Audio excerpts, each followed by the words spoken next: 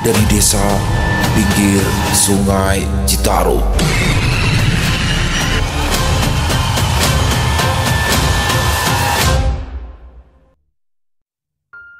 Di Sekirang, Bandung Selatan, sekitaran tahun 1986, matahari mulai meninggi, mengusir sisa-sisa embun pagi yang masih bertahan di pucuk daun dan rumput liar di pinggir jalan. Cahayanya jatuh tajam dari langit, membentuk bayang-bayang panjang dari pohon-pohon anjuang dan pagar bambu yang berjajar di sepanjang jalan desa. Panas mulai menyengat kulit, membuat tanah becek sisa hujan semalam mengering perlahan, menyisakan genangan-genangan kecil di lubang-lubang jalan yang tak rata. Sesekali, air itu terciprat kemana-mana ketika diinjak oleh bocah-bocah sekolah yang sedang berlarian.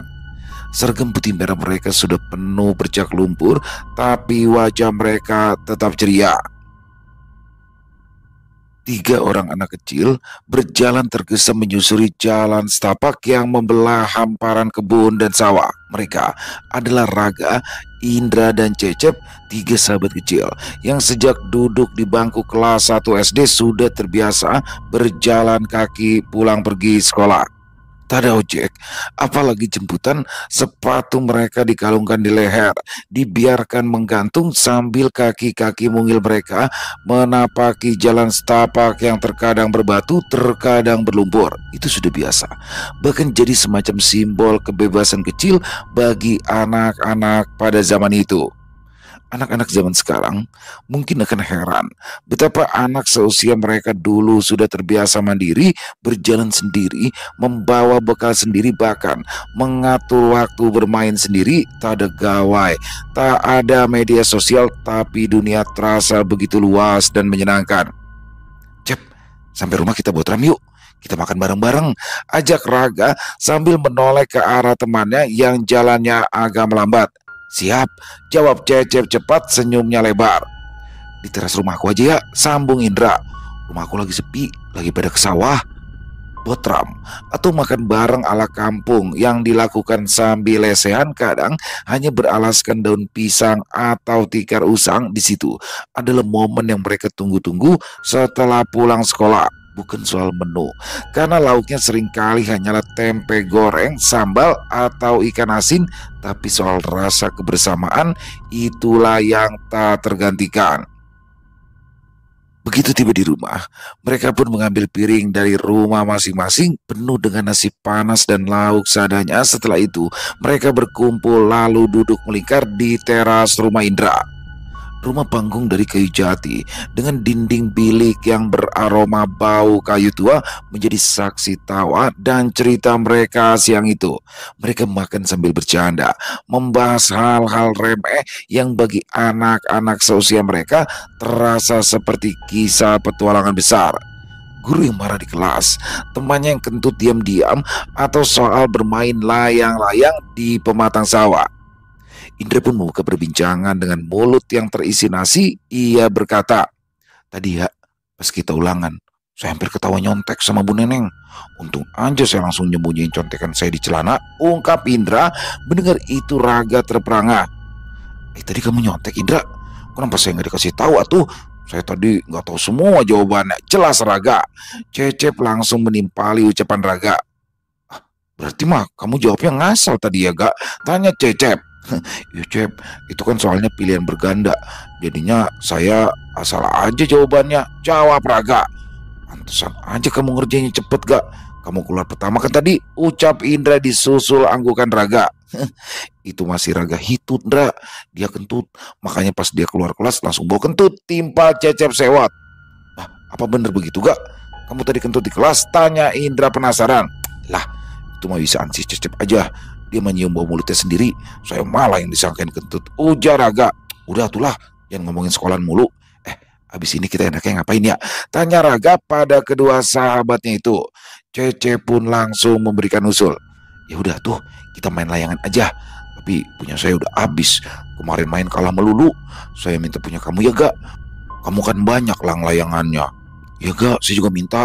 Kamu kan jagonya kalau ngejar lang layangan putus, timpal Indra. Kamu mah pada nggak tahu. Saya tuh kemarin habis dimarahin sama Ambu. Saya ngejar layangan, nggak inget waktu. Saya main sampai maghrib. Jadinya nggak ngaji. Ya marah tuh Ambu saya. Semua layangan saya dirobek-robek. Terus dibakar sama Ambu saya. Saya jadi kapok main layangan. Ujar Raga menjelaskan. Mendengar itu, Cecep dan Indra pun ternyuh rencana mereka untuk bermain layang-layang pupus. Setelah perut kenyang, ide lain pun muncul. Di situ, Cecep kembali dengan usulannya. Raga, Indra, gimana kalau habis ini kita main aja ke sungai? Yuk, kata Uwa saya mah sungai Citarum lagi bening. Jadi asik kita ngojainya, berenang ya, kata Cecep dengan mata berbinar. Ayo atuh, tapi jangan lupa bawa celana ganti. Nanti dimarahin Ambu, timpal Raga sambil berdiri dan menepuk-nepuk celana pendek kesayangannya. Setelah botram, mereka pun segera kembali berlarian, menyusuri pematang sawah menuju aliran sungai Citarum yang kala itu terlihat sangat jernih dan jadi tempat bermain anak-anak kampung di sana. Di sana mereka bisa menumpahkan kegembiraan dan melepaskan rasa penat setelah bersekolah. Sesampai di tepi sungai Citarum yang mengalir tenang namun dalam, ketiga bocah itu langsung meletakkan sandal dan baju mereka di bawah pohon bambu yang rimbun. Dengan hanya mengenakan celana pendek, tubuh-tubuh kecil itu segera melompat ke dalam air tanpa ragu sedikitpun. Air sungai yang sejuk menyambut mereka dengan cipratan besar dan buih yang menggulung ringan. Cecep, yang memang paling lincah di antara mereka, seperti biasa langsung memanjat pohon waru yang menjulur dari tebing sungai. Dahannya melengkung ke atas aliran air, seperti sengaja menyediakan pijakan bagi anak-anak yang ingin bermain jungkir balik dari ketinggian. Dengan gerakan ninjanya, Cecep meniti batang pohon, berpegangan erat lalu tanpa banyak aba-aba ia melompat ke bawah. Tubuhnya meluncur bebas dan masuk ke dalam air dengan suara piur yang menggema di antara tebing dan ilalang. Air menyembur segala arah, menandakan betapa dalam sungai itu sebenarnya. Tapi bagi mereka, Citarum bukanlah hanya sungai. Dia adalah tempat bermain, tempat berpetualang, dan kadang tempat melarikan diri dari dunia orang dewasa yang penuh dengan aturan. Sementara itu, Raga yang sejak awal membawa ember kecil dan serokan dari rumah menyelam sebentar, lalu perlahan berenang menyeberangi sungai menuju sisi lain. Tempat anak sungai kecil bermuara ke Citarum. Anak sungai itu seperti jalur rahasia tersembunyi di balik semak dan batu cadas, dan hanya anak-anak yang tumbuh di kampung itulah yang tahu betul lika-likunya. Indra dan Cecep hanya bisa geleng-geleng kepala melihat tingkah Raga yang sedari dulu memang suka menyendiri dan asik sendiri dengan hobinya mencari ikan. Dandra, tuh lihat si Raga, katanya mau ngojai tapi malah nyari ikan. Kok masih gerutu Cecep? Udah tuh biarin aja, ayo kita lompat lagi, saut Indra yang mengabaikan kegiatan lain Raga di sungai itu. Keduanya kembali memanjat pohon waru sambil berlomba salto dan terjun seperti akrobat sirkus kampung. Sementara itu, Raga mulai menyusuri aliran anak sungai yang dangkal namun jernih. Dia menyorongkan serokannya ke celah-celah semak liar dan rumpun-rumput liar di pinggir aliran, lalu mengangkatnya dengan gerakan cepat. Beberapa ekor mujair kecil, sepat bahkan ikan emas mungil terlihat meliuk-liuk di dalam jaring, menggeliat di dasar ember yang semakin penuh. Suaranya yang riuh dan gemericik air seolah menjadi musik latar yang menenangkan. Namun tanpa Raga sadari, langkahnya membawanya semakin jauh ke hulu. Pohon-pohon bambu tumbuh rapat di kiri kanan sungai, menciptakan kanopi alam yang membuat cahaya matahari hanya tersisa bias-bias tipis di sela dedaunan. Suasananya menjadi lebih sejuk, tapi juga lebih gelap dan juga sunyi. Udara di sekitar mulai lembab, dan aroma lumpur sungai bercampur daun kering memenuhi hidungnya. Di salah satu spot yang agak terbuka, Raga tiba-tiba melihat sesuatu yang membuat matanya membelalak. Seekor ikan mujair nila berukuran cukup besar melompat dari permukaan air seolah sengaja menyambutnya dengan refleks. Dia mengayunkan serokannya dan berhasil menangkap ikan itu. Senyum puas mereka di wajahnya. Dia segera menepi, ingin memasukkan hasil tangkapannya ke dalam ember yang ia rasa ia letakkan tak jauh dari situ. Namun saat menoleh, dia terdiam. Ember itu tidak ada. Ember saya kemana? Tanyanya dalam hati. Ia mencari ke sekeliling, matanya menyisir setiap sisi sungai yang ia lewati tadi. Baru setelah beberapa saat dia melihat ember itu ternyata berada agak jauh di arah hilir. Aneh.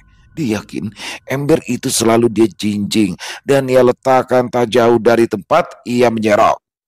Tanpa berpikir panjang, Raga segera melangkah ke arah ember itu, memasukkan ikan mujair tangkapannya. Tapi saat ia hendak berdiri kembali, pandangannya terangkat ke atas ke arah batu cadas besar yang menjulang di sisi sungai, tertutup rimbun daun bambu yang bergesekan pelan ditiup angin.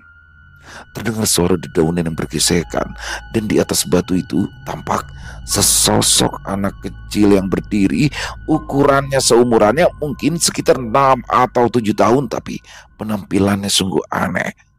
Anak itu hanya mengenakan selembar kain putih seperti celana dalam lusuh yang dililitkan begitu saja tanpa jahitan. Kakinya telanjang, namun jari-jarinya, Raga baru sadar, ya, jarinya hanya berjumlah 4. Dan yang paling ganjil, ibu jari anak itu terlihat panjang dan membengkok seperti cakar burung elang. Wajahnya mendongak ke atas, menatap ujung daun bambu yang melambai-lambai. Rambutnya botak mengkilap, kulitnya pucat kekuningan.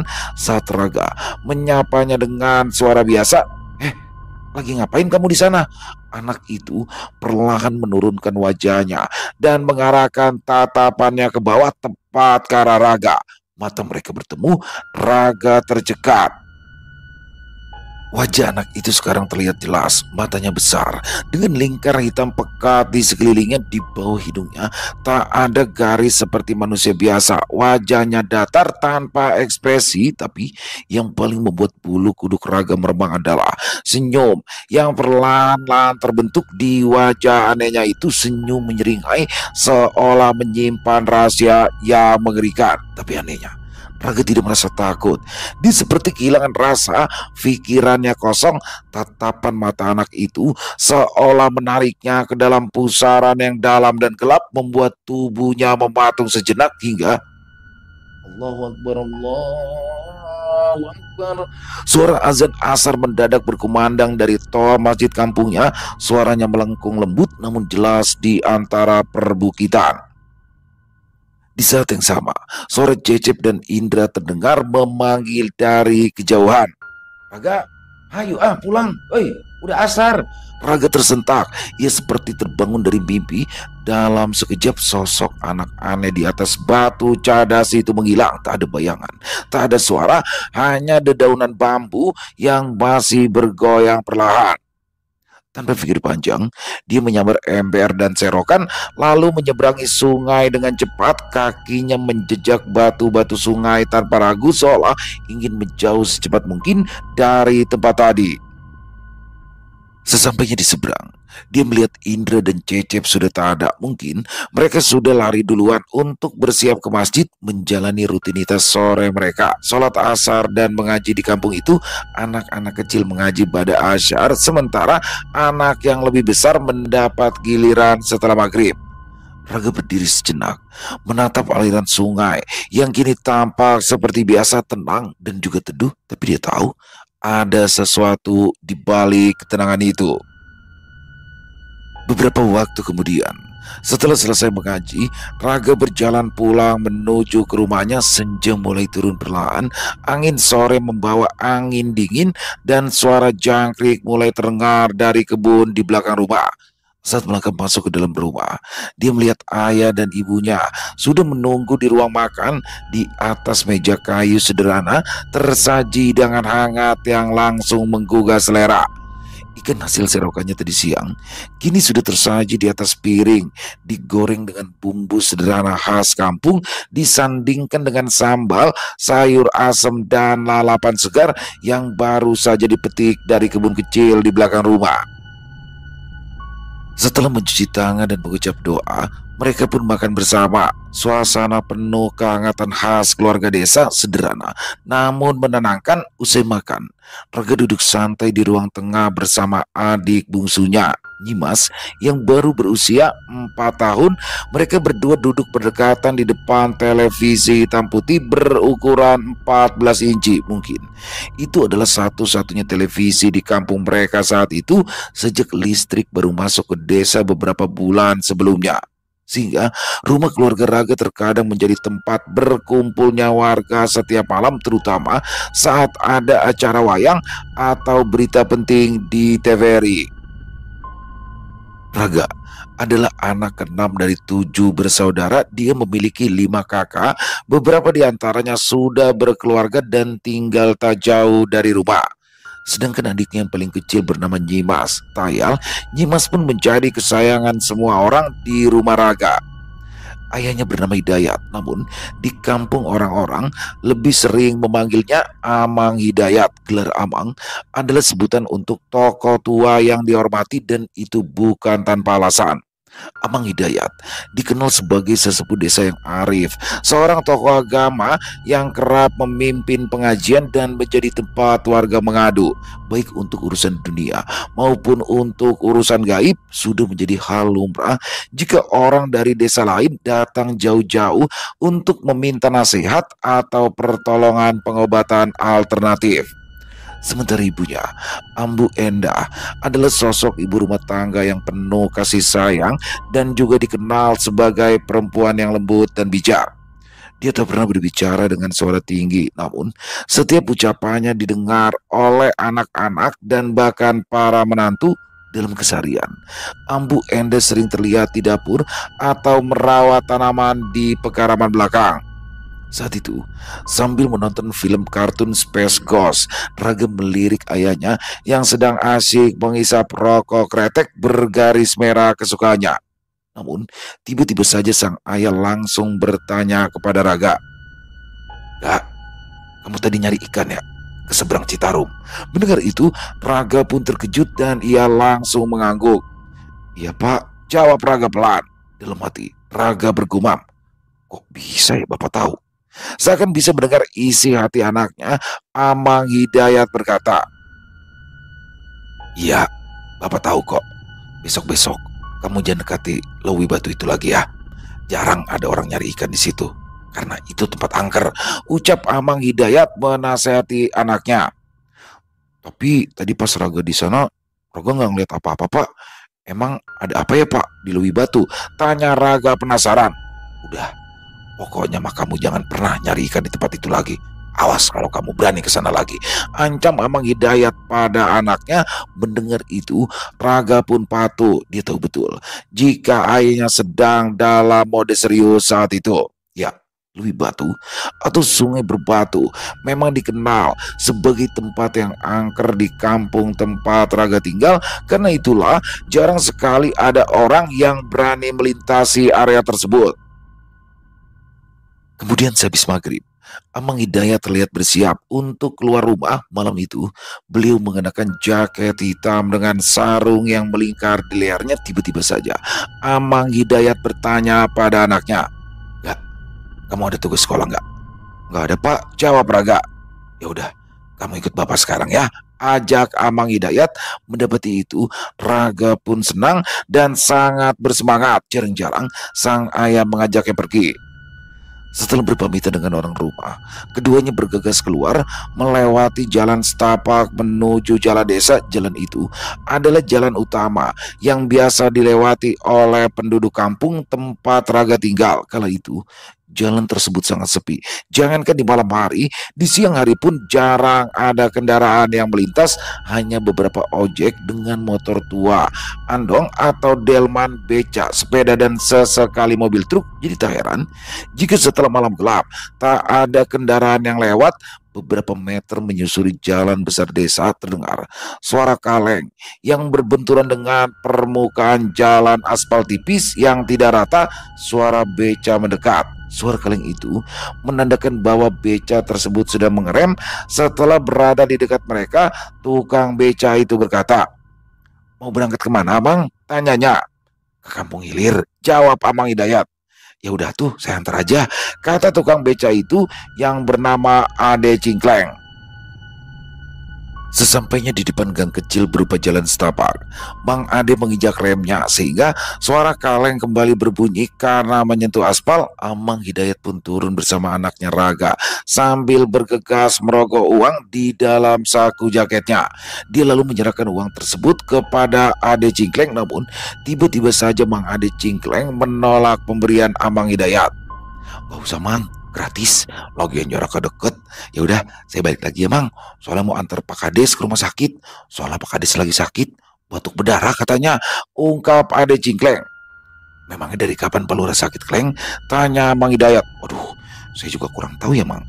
Tadi saya baru dikabarin sama keponakan saya," sahut Ade Cingkleng. Kamu kenapa nggak bilang atuh? Kalau tahu begitu mah kamu nggak usah nganterin saya tadi. Saya kan bisa jalan sendiri," ucap Amang Hidayat. "Nggak apa-apa, Mang. Ya udah tuh, saya jalan dulu ya, Mang," sahut Ade Cingkleng. Bergegas Ade Cingkleng buru-buru membalikan arah becanya dan bergegas meninggalkan Amang Hidayat beserta Raga. Mendengar itu, Amang Hidayat sedikit mengerutkan kening sambil berkata, "Ya udah, terima kasih." Wajar saja Ade Cingkleng bersikap demikian karena Amang Hidayat banyak berjasa pada dirinya. Salah satunya, Ade Cingkleng pernah disembuhkan oleh Amang Hidayat dari penyakit parah sehingga ia sempat lama tidak menarik beca. Kemudian, setelah berjalan beberapa meter dari jalan utama desa, akhirnya Amang Hidayat dan Raga sampai di rumah semi permanen yang diterangi lampu bola berwarna kuning. Di depan teras sudah menunggu seorang pria berusia sekitar 40 tahunan. Pria itu bernama Pak Dadang. Setelah kedatangan Amang Hidayat dan Raga, Pak Dadang langsung mengajak bersalaman tanpa membuang waktu. Ia segera mempersilahkan Amang Hidayat dan Raga untuk masuk ke dalam rumahnya. Sesampainya di dalam rumah, Pak Dadang langsung mengajak Amang Hidayat memasuki sebuah kamar. Di dalam kamar itu terlihat seorang anak gadis yang terbaring di atas kasurnya. Rupanya gadis itu adalah anak Pak Dadang yang bernama Rani. Wajahnya tampak pucat, mulutnya meracau. Sesekali terdengar ia berkata, "Pergi, pergi." Tidak hanya itu, Rani pun sesekali berteriak-teriak seperti ketakutan. Entahlah. Di sampingnya duduk istri Pak Dadang yang dengan sabar dan telaten mengusap kepala anaknya.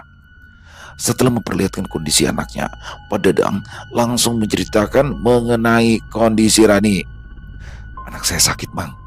Saya nggak tahu sakitnya sakit apa. Sudah saya bawa ke rumah sakit, tapi belum ada perubahan juga," ungkap Pak Dadang cemas. Rini, anak dari Pak Dadang, berusia sekitar 18 tahun. Sebelumnya, sudah 2 tahun ia bekerja di sebuah restoran di kota. Saat itu, Rani jatuh sakit sehingga terpaksa pulang diantar oleh majikannya. Sebenarnya, saat berada di kota, Rani pun juga sudah berobat, tapi aneh, dokter tidak bisa mendeteksi apa penyakit yang dideritanya. Badan Rani panas, demam tak kunjung turun. Bahkan menjelang malam, tubuhnya mengalami kejang dan juga meracau. "Ya sudah, saya coba untuk mengobati anak kamu sekarang ya, Dang. Jangan lupa, kamu sama istri kamu juga bantu doa ya," ucap Amang Hidayat. Tanpa membuang waktu, Amang Hidayat segera meminta air putih. Istri Pak Dadang pun menyodorkan rantang berisi air dan meletakkannya di dekat Amang Hidayat. Amang Hidayat langsung menutup matanya sambil merapal doa-doa. Tak berapa lama, tiba-tiba saja terdengar suara yang mengagetkan seluruh orang di kamar tersebut. Brak! Terdengar suara seperti benda berat yang terjatuh tepat di belakang rumah. Sontak Pak Dadang dan istrinya langsung menoleh ke arah sumber suara itu, termasuk Raga yang duduk di belakang ayahnya. Namun tangan Amang Hidayat memberikan isyarat agar mereka diam dan jangan menanggapi suara itu. Amang Hidayat tetap melanjutkan doa-doanya. Tak lama kemudian kembali terdengar suara-suara aneh dari atas genteng rumah Pak Dadang. Serak, serak. Suara itu terdengar seperti gesekan di genteng, seperti kuku-kuku yang mencakar. Meski begitu, Amang Hidayat sama sekali tidak terganggu dan ia tetap fokus dengan doa-doanya. Raganya bisa memperhatikan ayahnya sambil sesekali melirik ke arah Rani yang terlihat menggelincang masih dipegang ibunya. Entah dari mana datangnya, tiba-tiba saja muncul dua ekor kelelawar yang berputar-putar di dalam kamar. Kedua kelelawar itu berukuran cukup besar dan berterbangan di atas kepala mereka. Melihat itu, Amang Hidayat tidak tinggal diam. Dengan sigap ia mengibaskan kain sarungnya yang sedari tadi melingkar di leher. Cetar! Terdengar suara seperti pecutan dari sabetan sarung Amang Hidayat. Prak! Kedua kelelawar itu langsung jatuh ke lantai di sudut kamar. Tapi aneh, setelah terjatuh, kelelawar itu tiba-tiba menghilang tak kemana. Setelah itu, Amang Hidayat meminta Pak Dadang untuk keluar kamar dan membuka pintu rumah. Dengan cepat, Pak Dadang menurut. Amang Hidayat segera keluar rumah dan menyiramkan air yang sudah dibacakan doa tadi ke atas genteng. Tiba-tiba saja terdengar suara jeritan melengking. Tampak sesosok nenek-nenek berambut putih acak-acakan dengan tangan kurus seperti tulang terbungkus kulit menutupi wajahnya yang terkena cipratan air tadi. Badannya mengeluarkan asap hingga sosok itu memudar dan menghilang dengan jeritan melengking. Namun aneh, baik Pak Dadang maupun istrinya tidak dapat melihat sosok nenek-nenek itu. Setelahnya, suasana kembali normal, tidak lagi mencekam seperti sebelumnya. Dan syukur, Rani pun mulai bisa membuka matanya. Tubuhnya sudah tak lagi menegang. Setelah diberikan minum air yang telah dibacakan doa, Rani bisa duduk dengan tenang meski masih dipapa oleh ibunya. Amang Hidayat merasa lega. Dia yakin ancaman makhluk halus yang menimpa Rani kini telah hilang. Dang, anakmu sekarang sudah aman. Makhluk yang meneror anak kamu sudah saya musnahkan, ungkap Amang Hidayat. Alhamdulillah, makasih Amang, makasih banyak, ucap Pak Dadang dengan haru. Ya sama-sama, sekarang sudah, anakmu biar istirahat dulu. Jangan lupa, setelah ini perbanyak zikir supaya rumah kamu terlindung dari serangan gaib, pesan Amang Hidayat. Akhirnya Amang Hidayat pun berpamitan pulang. Sekarang saya pulang dulu, jangan lupa besok kabarin saya tentang kondisi anak kamu ya, ucap Amang Hidayat. Iya Mang, makasih ya. Oh ya, ini ada sedikit buat Amang, saut Pak Dadang sambil menyisipkan amplop ke tangan Amang Hidayat. Namun tadi sangka Amang Hidayat langsung menolak. Nanaonan yuk, ini apa? Jangan, saya tidak mau. Mending kamu simpan saja uang kamu untuk ngurusi Rania, tolak Amang Hidayat tegas. Ya, Amang Hidayat tahu betul kondisi keluarga Pak Dadang saat itu. Pak Dadang hanyalah seorang buruh tani yang penghasilannya tidak seberapa, sehingga anaknya Rani yang baru saja lulus SMA sudah harus bekerja untuk membantu ekonomi keluarga. Kini, setelah anaknya tidak bekerja, Amang Hidayat paham benar kalau kondisi keuangan Pak Dadang sedang sulit. Karena itulah dia menolak pemberian Pak Dadang. Penolakan itu pun tidak membuat Pak Dadang tersinggung. Ya, Pak Dadang tahu betul bahwa Amang Hidayat terkenal suka membantu warga sekitar tanpa meminta imbalan, apalagi karena rata-rata warga di kampungnya tergolong kurang mampu. Kemudian Amang Hidayat beserta anaknya Raga langsung meninggalkan rumah Pak Dadang. Saat itu malam semakin larut dan setelah beberapa puluh meter dari kediaman Pak Dadang, Amang Hidayat bertanya pada anaknya, "Gak, kamu ngantuk gak?" "Enggak Pak," jawab Raga. "Gimana? Kamu tadi takut apa enggak?" tanya Amang Hidayat lagi. "Sedikit Pak, tapi kalau Raga boleh tahu, kenapa Bapak ngajak Raga buat ikut nyembuhin anaknya Pak Dadang?" Kini gantian Raga balik bertanya kepada ayahnya. Mendengar itu, Amang Hidayat tersenyum. Dengan suara yang tenang, Amang Hidayat menjawab, "Sekarang kamu sudah mulai dewasa Gak?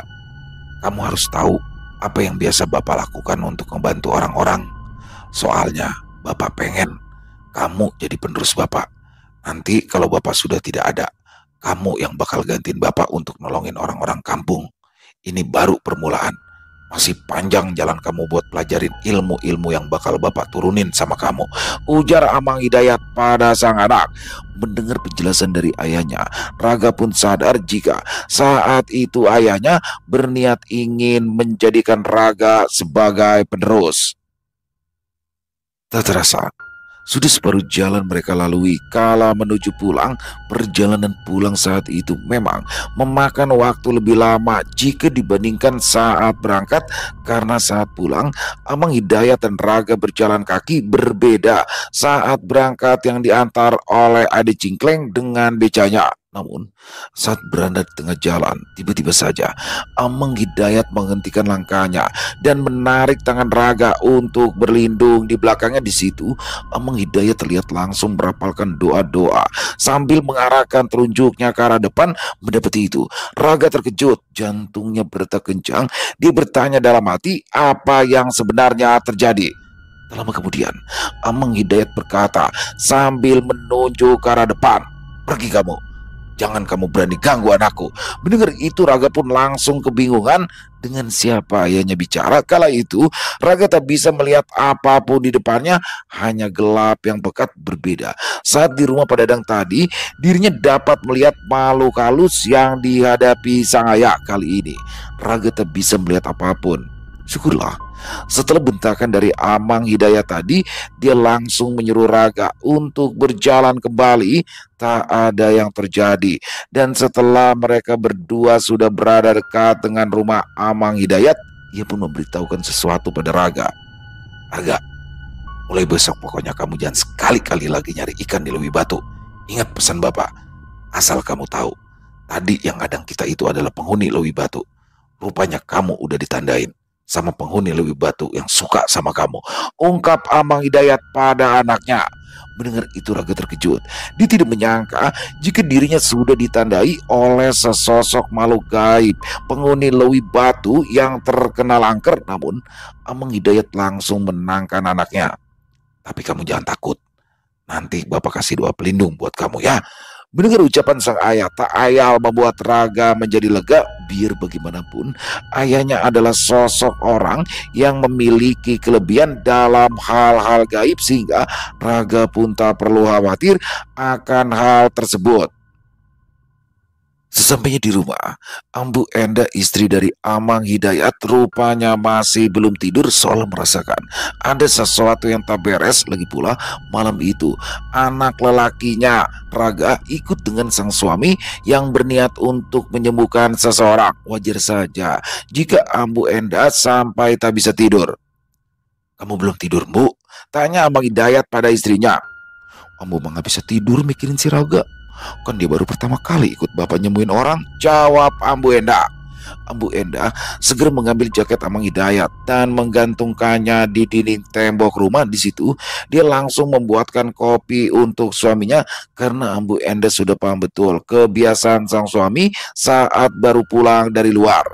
Raga yang baru saja mencuci kaki langsung merebahkan tubuhnya di dekat Nimas, adik kecilnya yang sudah tertidur lelap.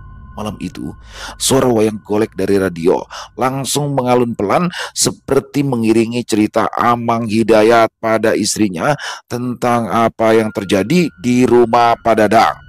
Suara Amang Hidayat pelan, tapi nadanya berat, seolah ada sesuatu yang tak bisa seluruhnya diucapkan.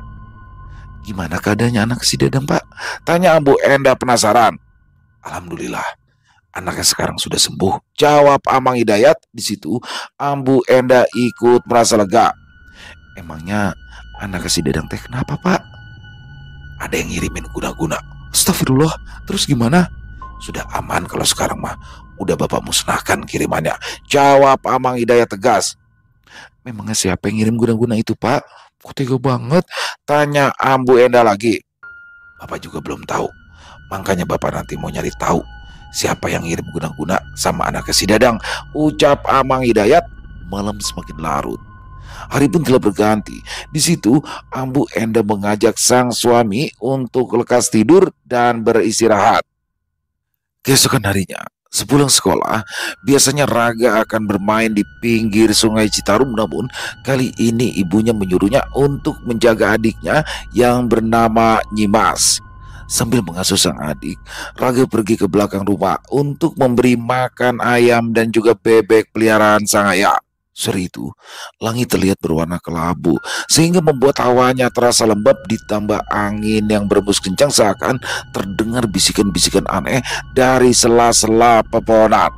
Saat itu, Raga yang sedang asyik bermain di dekat adiknya tiba-tiba saja diganggu oleh tingkah laku adiknya yang tak biasa. Di situ terlihat Nyimas menunjuk-nunjuk ke arah pohon nangka besar yang berdiri tegak di ujung kebun membatasi halaman rumah mereka. "Ah, itu lihat, itu siapa?" ucap Nyimas dengan suara gemetar. Pelan-pelan Raga menoleh, dan seketika itu jantungnya langsung berdegup kencang. Bagaimana tidak, di atas pohon nangka itu nampak sosok anak kecil yang duduk bertengger di cabang pohon. Rupanya sosok itu adalah sosok yang kemarin dilihatnya di Lewi Batu. Anak kecil yang hanya menggunakan cawat, jari-jarinya empat dengan lingkar mata hitam kelam, bibirnya menyeringai memperlihatkan taring-taring kecil, tatapannya tajam menusuk menembus. Seketika Nyimas pun menjerit, menutup matanya sambil memeluk erat Raga. Di situ Raga spontan memeluk adiknya, menyembunyikan kepala kecil itu di dadanya hingga tiba-tiba saja srek, prak, suara kencang yang berasal dari arah rumah meluncur kencang ke arah pohon nangka tersebut. Ya, rupanya beberapa batu sebesar bola kasti menghantam batang pohon dengan suara retak menggema. Daun-daun berjatuhan, rantingnya terguncang, wajah makhluk itu berubah, senyumnya lenyap, matanya melebar penuh ketakutan. Dia melompat, bersembunyi di balik batang yang lebih besar, terlindung buah nangka yang menjuntai berat. "Ini Tia, tong ganggu anak aing. Pergi kamu, jangan ganggu anak aku!" teriak suara lantang. Raga menoleh. Rupanya itu adalah suara ayahnya. Di sana Amang Hidayat nampak berdiri tegap, matanya tajam sambil menenteng kantong plastik hitam berisi oleh-oleh di tangan kirinya. Kemudian dengan cekatan, tangan kanannya menyambar batu sebesar kepalan tangan. Serak! Batu itu melesat membelah dedaunan, lalu prak! Terdengar sesuatu jatuh berat menghantam tanah yang dipenuhi dedaunan kering. Bruh! Suara itu menggema, membuat bulu kuduk meremang. Ambu Enda berlari, memeluk Nyimas erat-erat dan membawanya masuk rumah. Setelah memastikan makhluk itu pergi, Amang Hidayat pun menyusul masuk. Raga dengan langkah perlahan mendekati pohon nangka. Ada yang jatuh di sana. Di tanah itu tergeletak buah nangka yang hampir matang sebesar ember, seolah menjadi saksi bisu apa yang baru saja terjadi. Tanpa banyak kata, Raga memanggul buah itu, membawanya masuk ke dapur dan menyimpannya. Setelah membawa nangka itu masuk, Raga langsung menaruhnya di dapur. Dia berniat akan mengolahnya nanti, tapi sebelum itu Raga ingin bertanya tentang apa yang baru saja terjadi barusan kepada ayahnya. "Pak, tadi itu siapa? Perasaan Raga pernah ketemu deh sama anak itu di Sungai Citarum. Tapi kenapa mukanya jadi serem gitu?" tanya Raga sambil menatap wajah anaknya dalam-dalam. Amang Hidayat berkata pelan, "Sekarang kamu udah tahu kan kenapa Bapak ngelarang kamu ke Lewi Batu?" Raga tercekat, ia hanya mengangguk. Kemudian Amang Hidayat melanjutkan perkataannya. "Anak yang tadi kamu lihat itu adalah penghuni Lewi Batu.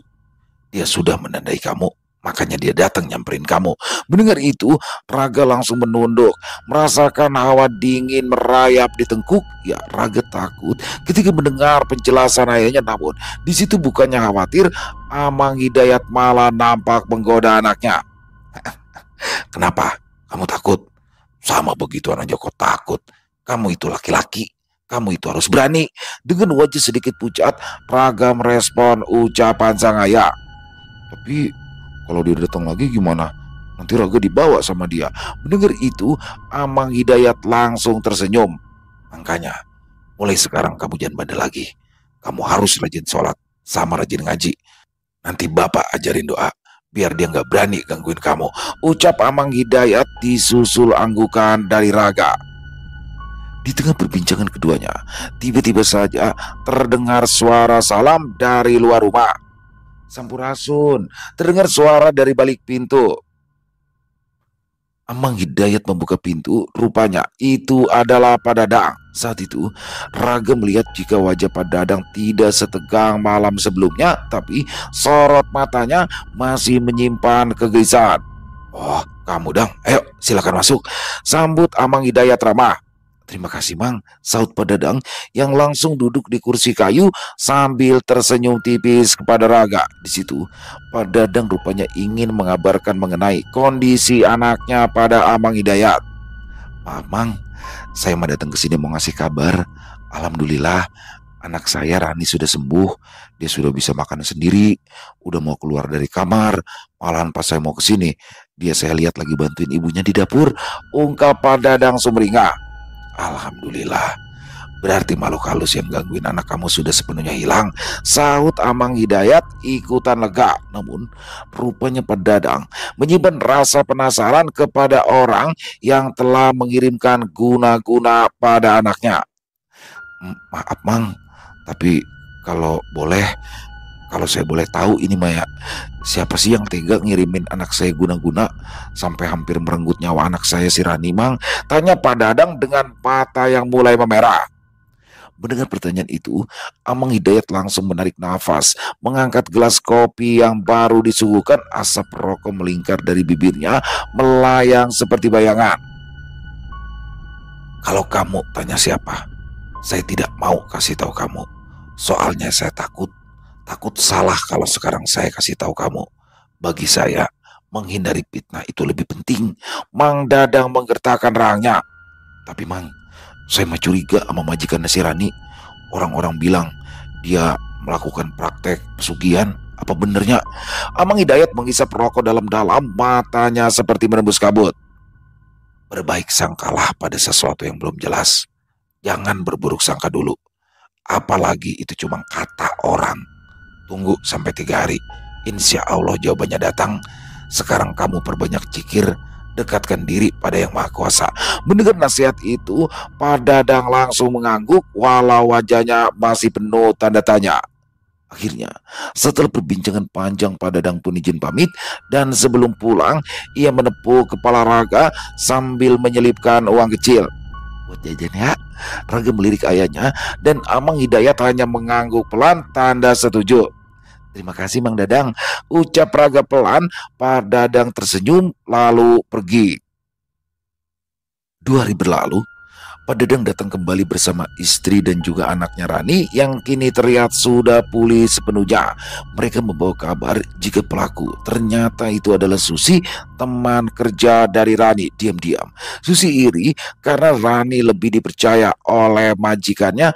Kecemburuan itu berubah menjadi dendam hingga membawa Susi mendatangi Wanya yang merupakan seorang dukun. Tapi karma berbicara. Susi kini sakit persis sama seperti Rani sampai akhirnya dia meninggal dunia. Hal itu pun menjadi berita heboh di tempat kerja Rani dulu hingga sampai ke telinganya. Amang Hidayat tersenyum lega, mengucap syukur, lalu ia menatap Raga anaknya. Dia berharap Raga kedepannya nanti akan bisa menjadi penerusnya. Selesai. Wow, luar biasa kisah dari Kang Raga. Wow, ini pengalaman dari salah satu subscriber kami ya, Kang Raga. Salah satu subscriber yang berasal dari kota Bandung Selatan ya. Yang mana kisahnya dituangkan dalam tulisan, yang mana dalam penggarapannya kami dibantu oleh salah satu penulis favorit kita semua, Mas Dani SBR. Keren-keren banget ya kisah Raga, dan saya berharap akan ada seriesnya nih. Terima kasih Kang Raga dari Bandung Selatan atas kisahnya yang luar biasa. Dalam kisah barusan, mari kita ambil yang baik-baiknya saja dan kita buang yang buruknya. Bagaimana seorang Amang Hidayat, orang tua dari Kang Raga ya, ini benar-benar ngebantu warga sekitaran karena memang warganya juga kesulitan ekonomi, jadi dia benar-benar ngebantu begitu aja. Keren-keren banget di sini. Dan apa ya, dapat semua nih, nostalgianya dapat. Jadi ini kan basicnya tahun 80-an ya, tahun 86. Jadi kayak TVRI, kayak Botram. Wah, Botram itu makan bareng-bareng teman-teman. Jadi kalau di daerah Jawa Barat, Botram itu bukan ngeliwet ya. Kalau ngeliwet kan masaknya di situ. Ini bawa masing-masing dari rumah masing-masing nih. Jadi makannya bareng-bareng. Mungkin itu ya bedanya Botram dan Ngeliwat. Jadi flashback nih, balik lagi ke masa lalu. Overall keren banget kisahnya. Terima kasih Kang Raga atas kiriman kisahnya, dan terima kasih juga Mas Dani SBR yang mana dalam penggarapannya telah dibantu. Semoga kisah barusan bisa menghibur teman-teman semua para pecinta penikmat horor misteri, lebih khususnya lagi kepada para subscriber dari channel Ilo Bercerita. Dan buat teman-teman yang lain yang mungkin punya komentar lain, yang mungkin punya pendapat lain, silakan bisa menuliskannya di dalam kolom komentar ataupun hanya sekedar saling menyapa. Insya Allah kami akan menjawabnya satu persatu. Buat teman-teman yang suka dengan videonya bisa klik tombol like, tombol jempolnya. Boleh juga dong dibantu ya di share link videonya ini ke teman-teman yang lain agar juga ikut merasa terhibur. Dan buat teman-teman yang mungkin belum subscribe, yuk diklik dulu tombol subscribe-nya, jangan lupa lonceng notifikasinya dinyalakan agar teman-teman selalu mendapatkan notifikasi dari konten-konten yang akan kami upload di setiap harinya.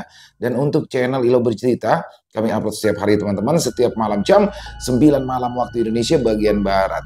Kami juga ingin mengucapkan terima kasih ya kepada seluruh teman-teman yang sudah selalu setia hadir, yang sudah selalu mendukung kami, karena teman-teman kami selalu bersemangat berkarya di setiap harinya. Dan buat teman-teman yang ingin seperti Kang Raga yang mana kisahnya ingin dibawakan di channel kami, bisa mengirimkannya ke nomor telepon kami yang ada di bawah sini. Bebas ya, kirimannya boleh dalam bentuk tulisan, boleh dalam bentuk rekaman suara, senyamannya teman-teman aja. Dan buat teman-teman yang sudah mengirimkan kisah tapi belum sempat dibawakan, harap bersabar ya, karena harus melalui proses penggarapan terlebih dahulu agar nantinya bisa dinikmati oleh teman-teman yang lain. Di akhir kata, saya Ilo mengucapkan permohonan maaf apabila mungkin dalam pembawaan kisahnya barusan ada kata-kata saya yang salah ataupun ada kata-kata saya mungkin yang kurang berkenan. Saya mohon dibukakan pintu maaf yang seluas-luasnya. Sampai berjumpa lagi di konten-konten kami selanjutnya yang pasti tidak kalah serunya, yang pasti tidak kalah horornya.